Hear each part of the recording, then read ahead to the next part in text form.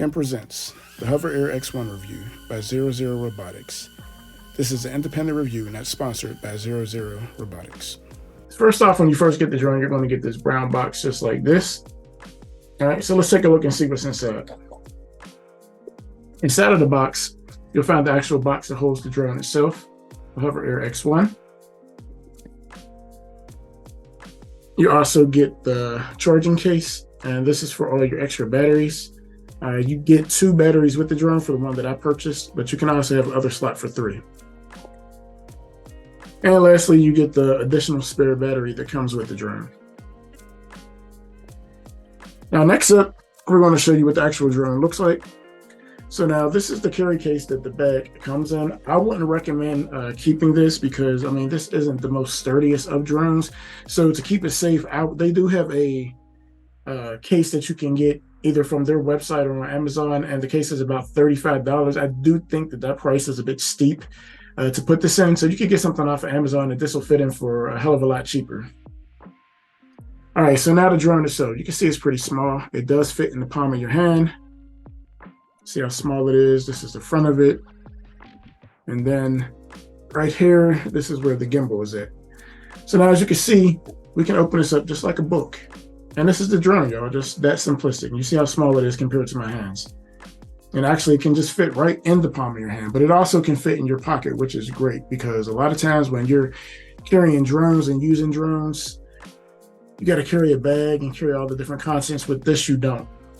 The difference between this drone and a lot of other drones is that with this one, it's basically simplistic and easy use. A lot of times with other drones, you have the actual drone itself, you have the controller, you have to connect the phone to the controller, then you have to sit there and get the drone set up, you got to turn it on, you got to wait to see how many satellites is there, you got to wait to see if it's safe to fly, all of that other stuff, which can take minutes. With this drone, you're literally up and flying in about 20 seconds.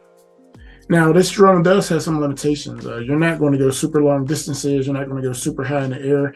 But like I said, it's almost like a flying selfie camera, as many have said before, which is great because, like I said, when you're on a trip or you're traveling or somewhere, you just want to get it in and out, use it for a little bit, and be done with it. Now, one of the great things about this is that you'll see in a minute as we go through some of the modes is how the tracking and different things are used using AI.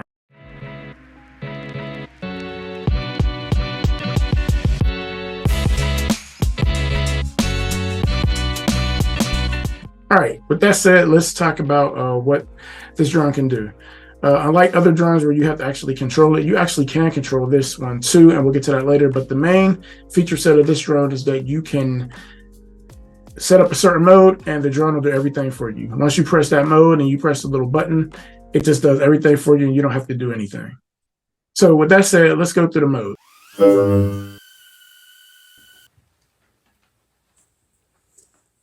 All right, guys, this is the first mode that we're going to use. This is the hover mode. This is the most basic and simplistic of the modes. All this basically does is that it just hovers in front of you, and it's just going to follow you to the left, the right. It's great for like if you're doing single work as far as camera work or vlogging, different things. You don't have a cameraman or a second person with you. You can just use this hover mode. Here I'm using my cat to experiment on, make sure the wind gusts are right for takeoff. She seems to be really excited about this. And counting down. And again, I would like to mention right now that Peter, no animals were harmed during the filming of this video. So like just go on somewhere and find something to do. Baby girl's fine. And then as you can see, all you do is place your hand under it and then it automatically drops down and cuts off. It notices your hand is underneath and cuts off. Next up is another example of hover mode. Now in this case, I'm standing up and I let it take off. It's in your hand. 3 seconds, it goes to take off. Now if you notice in the one part, it does have that voice. That voice is really loud and I don't like using that voice in public for the controls. So if you get the app and you go into the settings, you can cut that noise off. Here I'm just fooling around being silly with the drone because I don't have anything better to do and I'm an idiot.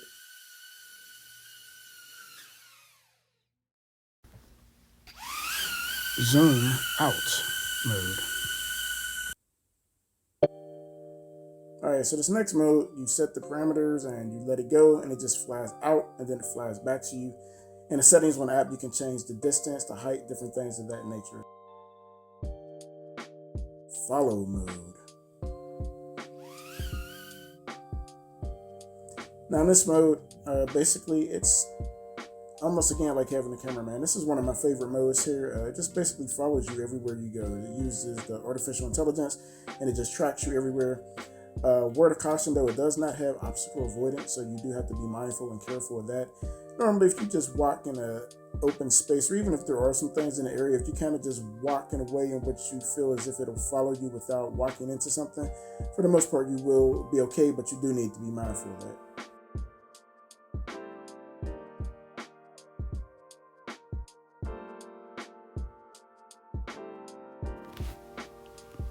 All right, here's another example of follow mode.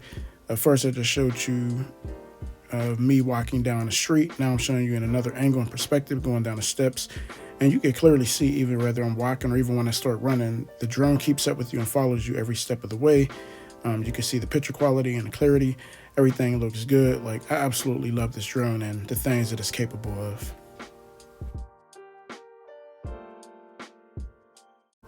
All right, next up is another example of follow mode, and I wanted to show you a third example of this because I wanted to show you all how it does on a bike.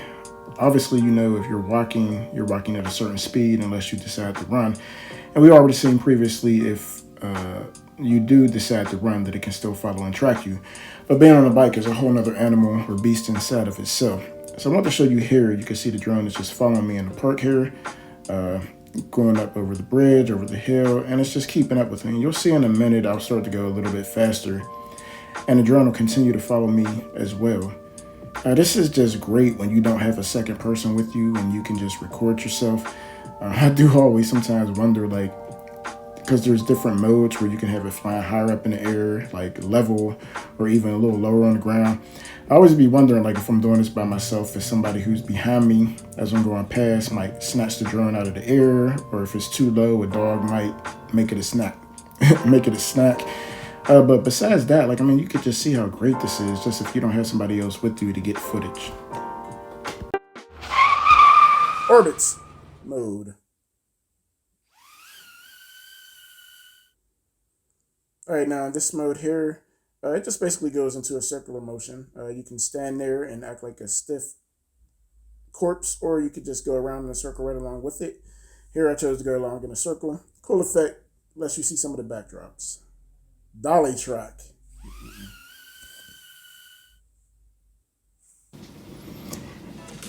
All right, this next mode is called Dolly track. This is where the drone will follow you front facing everywhere you go. As you can see, I almost had a big accident there running with the drone. It doesn't have obstacle avoidance, so it almost crashed into that pole there. It probably would have survived it more than likely, but still, that's not a good thing. Next up, I want to show you on the bike up in the park. That's my dad in the back following me, by the way, recording me. Here you have the drone in the front recording me forward for Dolly track again. Just want to show you the differences of just walking versus being on a bike. You can see it is following me everywhere I go. And another cool thing I noticed that it's doing is also getting different angles and perspectives of me, like from the left to the right to the front, which brings a lot of context to it. And, you know, versus just one static position the whole entire time. I really like this little effect and that it's doing it all by itself. It keeps up with you, whether you go slow, whether you're going a little bit fast. I doubt it probably could keep up with something like a motorcycle, but just being on a bike and capturing this type of footage on your own when you're by yourself in a park or wherever you might be and not having to have a cameraman again, this is excellent. I love everything about this drone, and I can't wait to use it in the future for a lot of different use cases. Orbit mode. Now this mode here, yeah, this is one of my favorite modes too. Especially when you have a nice backdrop on the ground, so that when it raises up in the air, you got the beautiful scenery. Here you got the grass, and then you got the water fountain and stuff. Like, it's really great how it just goes up and spins around. If you just have a bland, ordinary background, it's not as useful or as good. Here, I wanted to show you another example of it, but still how high it raises up in the air with the greenery. But if you just have it with the regular greenery, it doesn't look quite as good. But even just having a backdrop like that building right behind me, just something, anything that is there that kind of like stands out in the picture as you're doing it, is a great way. Like, just don't use it on an ordinary background. Just try to be creative with it. Like, one example would be like if you were on a soccer field, and you get to see the whites, or maybe a basketball court, indoor, outdoor, wherever it might be. Just make sure that you got a good backdrop and it'll be great. Snapshot.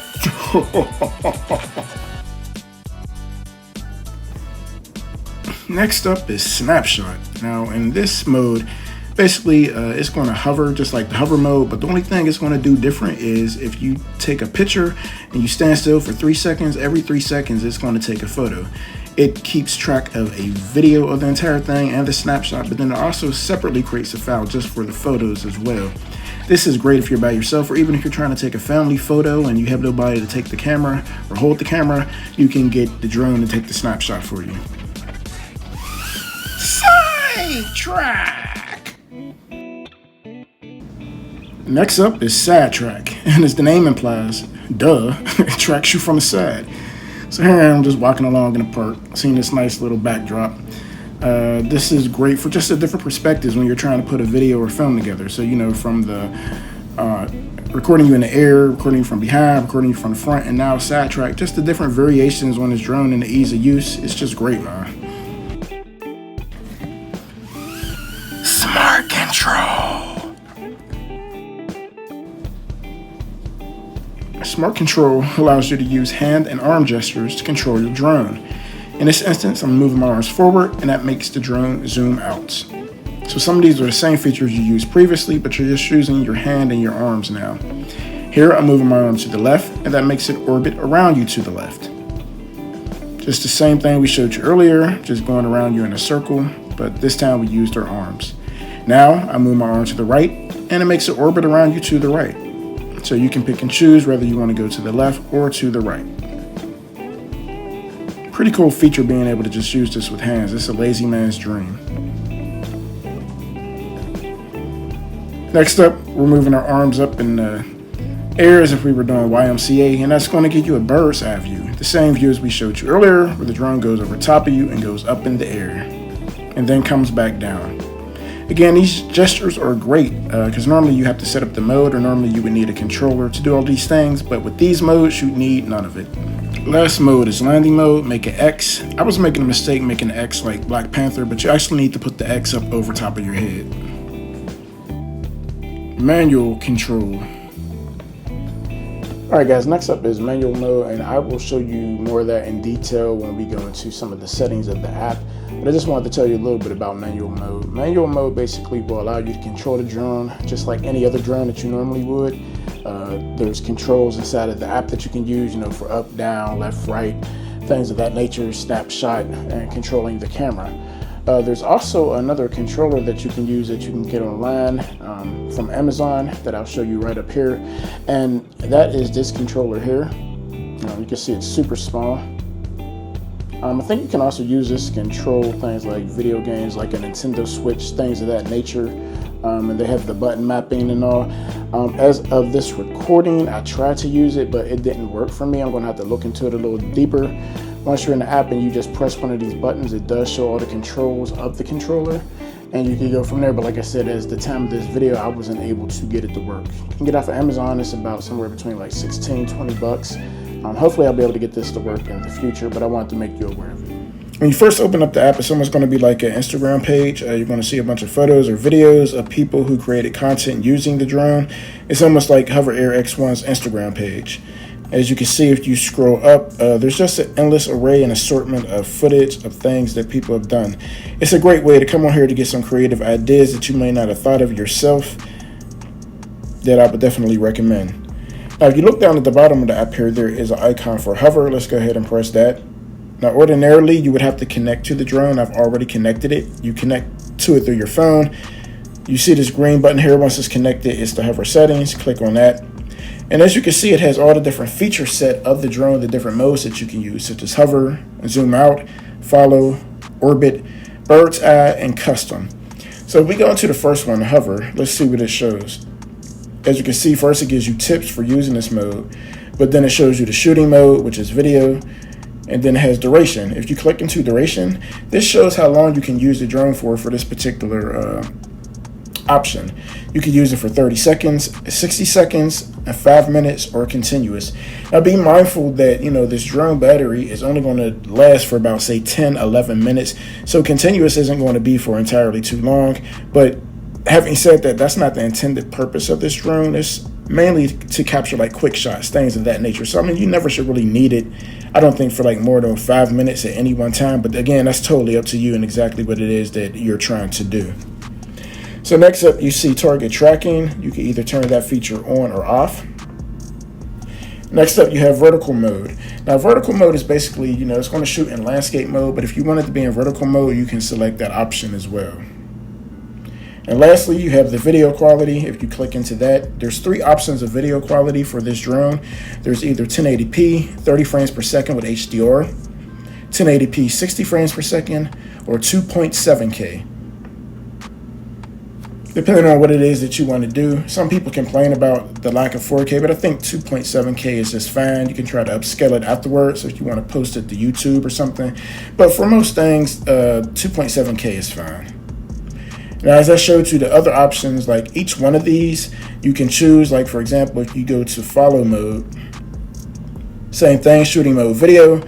Duration, you can have it as continuous, 30 seconds, 60 seconds, or 5 minutes. Now, this is something different here, the distance. And what this is close. You can have it follow you from a close distance where it's way up on you a lot closer. You can have it follow you from a standard distance where it's just like somewhere in between. And then you can have it also follow you from a far distance. Totally up to you. And once you set these parameters, it's just locked in on the drone. And each time you select that option, it's just going to go with that until you change it. Next up is the altitude. Here, this is going to show like how far up in the air it's going to go. So you can have it at the slowest setting, which is almost near the ground. You can have it at a low setting. You can have it at a flat shot, which is basically like eye level or just like right at a fair distance at you. Or you could have it at a high shot where it's a little bit higher, or altitude where it's further up in the air. These decisions are totally up to you, and it's fun to just experiment and play with them a little bit to see what option works best for you. Now after that, you have the follow modes. In this case, it's going to be the back figure because of the option that you selected, which is follow. Again, you have the vertical mode, which you can turn on or off, and then you can also select the video quality. Now, you can go on and on with all of these to select which one you want. And then when you get down to the custom mode, at that point, that's when you're going to select some of the other features that you get. Now, when you first get this app, there's certain features that you can't use right away. It's almost like a video game. Like after you defeat so many bosses, you build your character up, and then all of a sudden you gain new powers and abilities. Well, this is kind of like what the app does initially. Some of the things that you weren't or didn't have access to at the beginning, as you try certain options, you'll unlock certain things. And some of these are things like the shooting mode, the Dolly track. That's where it follows you like from the front. Another one is the snapshot, smart control, and sad track. Well, as we know, sad track is when it follows you from the side. Smart control is when you control it with hand gestures. So in that option mode, and that's like the last mode on the drone, that's when you can personally select those options that aren't ordinarily available to you until you unlock them.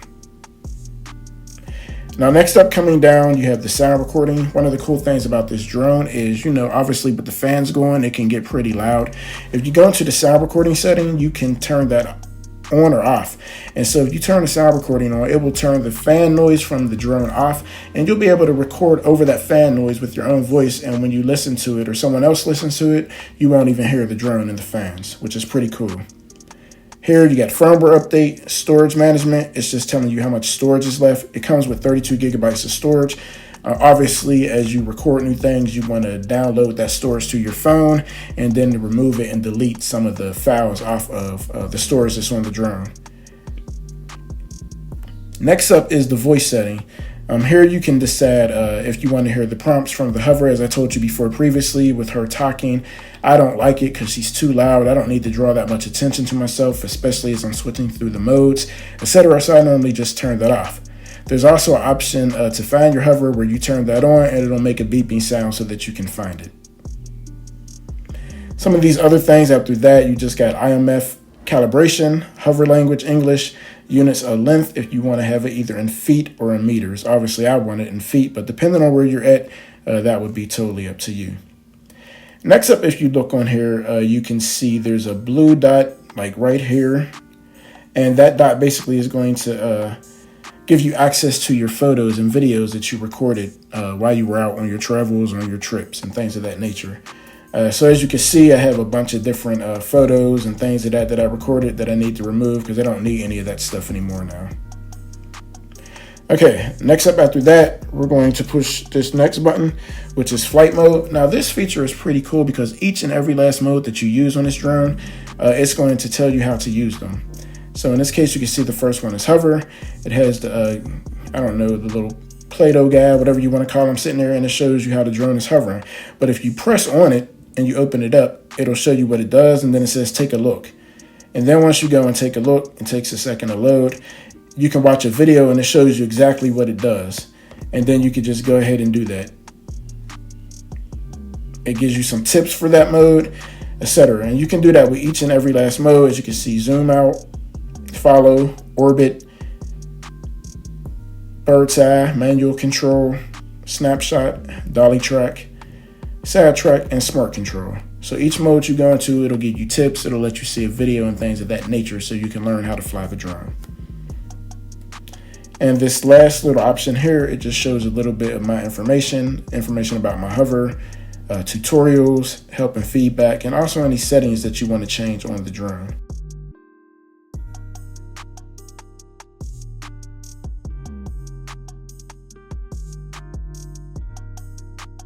So what are some of the drawbacks of this drone? The Hover Air X1 is not cheap. The standard, just with the drone itself, is $389.